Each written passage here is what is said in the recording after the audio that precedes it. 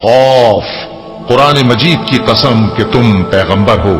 असल बात यह है कि इन लोगों ने ताज्जुब किया कि इन्हीं में से एक खबरदार करने वाला इनके पास आया तो काफिर कहने लगे कि ये बात तो बड़ी अजीब है, भला जब हम मर गए और मिट्टी हो गए तो फिर जिंदा होंगे?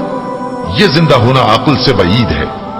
इनके जिस्मों को जमीन जितना खा खा कर कम करती जाती है हमको मालूम है, और हमारे पास तहरीरी याददाश्त भी है।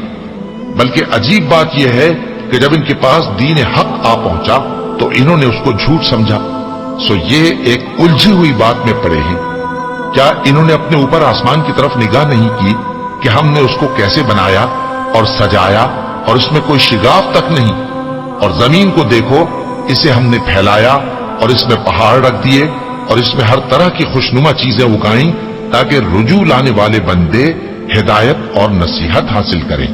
और हमने आसमान से बरकत वाला पानी उतारा और उससे बाग उगाए और खेती का अनाज और लंबे लंबे खजूर के दरख्त जिनका गाभा तह बतह होता है, ये सब कुछ बंदों को रोजी देने के लिए किया है।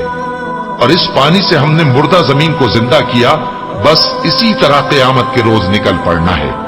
इनसे पहले नूह की कौम और कुएं वाले और समूद वाले लोग झुटला चुके हैं, और आद और फिरौन और लूत के भाई और बन के रहने वाले और तुब्बा की कौम, गरज हर एक ने पैगंबरों को झुटलाया तो हमारी धमकी भी पूरी होकर रही।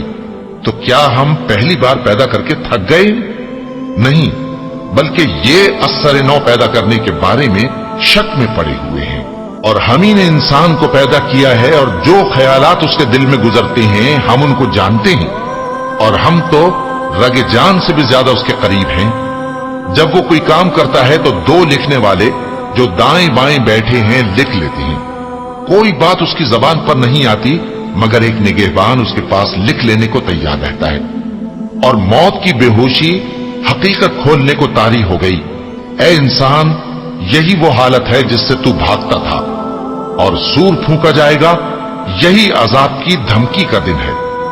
और हर शख्स हमारे सामने इस हाल में आएगा कि एक फरिश्ता उसके साथ हाँकने वाला होगा और एक उसके अमाल की गवाही देने वाला।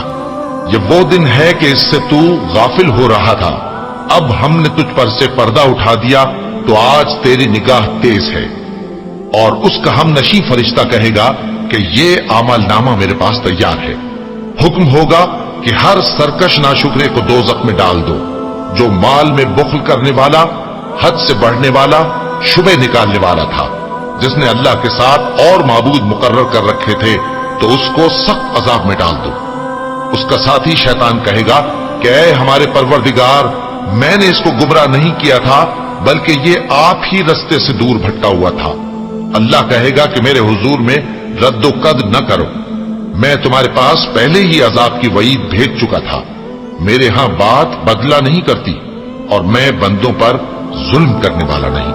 उस दिन हम दोज़ख से पूछेंगे कि क्या तू भर गई? वो कहेगी कि कुछ और भी है। और बहिश्त परहेजगारों के करीब कर दी जाएगी कि उनसे मुतलक दूर न होगी। यही वो चीज है जिसका तुमसे वादा किया जाता था, यानी हर रुजू लाने वाले, हिफाजत करने वाले से, जो रहमान से बिन देखे डरता रहा और रुजू करने वाला दिल लेकर आया, उसमें सलामती के साथ दाखिल हो जाओ। ये हमेशा रहने का दिन है, वहां जो चाहेंगे उनके लिए हाजिर होगा। और हमारे यहां और भी बहुत कुछ है। और हमने उनसे पहले कई उम्मतें हलाक कर डाली, वो लोग इनसे कुव्वत में कहीं बढ़कर थे। फिर वो शहरों में गश्त करने लगे, क्या कहीं भागने की जगह है? जो शख्स दिले आगाह रखता है या दिल से मुतवज्जे होकर सुनता है, उसके लिए इसमें नसीहत है। और हमने आसमानों और जमीन को और जो मखलूकात इनमें है सबको 6 दिन में बना दिया और हमको जरा भी थकन नहीं हुई।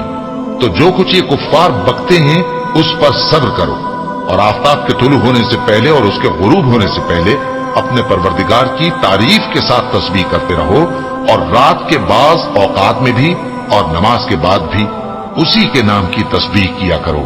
और सुनो, जिस दिन पुकारने वाला नजदीक की जगह से पुकारेगा, जिस दिन लोग एक जोर की आवाज यकीनन सुन लेंगे, वही निकल पड़ने का दिन होगा।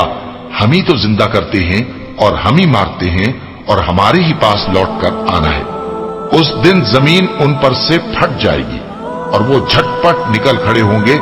इस तरह से जमा करना हमें आसान है। ये लोग जो कुछ कहते हैं हमें खूब मालूम है और तुम इन पर जबरदस्ती करने वाले नहीं हो। बस जो मेरे अजाब की धमकी से डरे उसको कुरान के जरिए नसीहत करते रहो।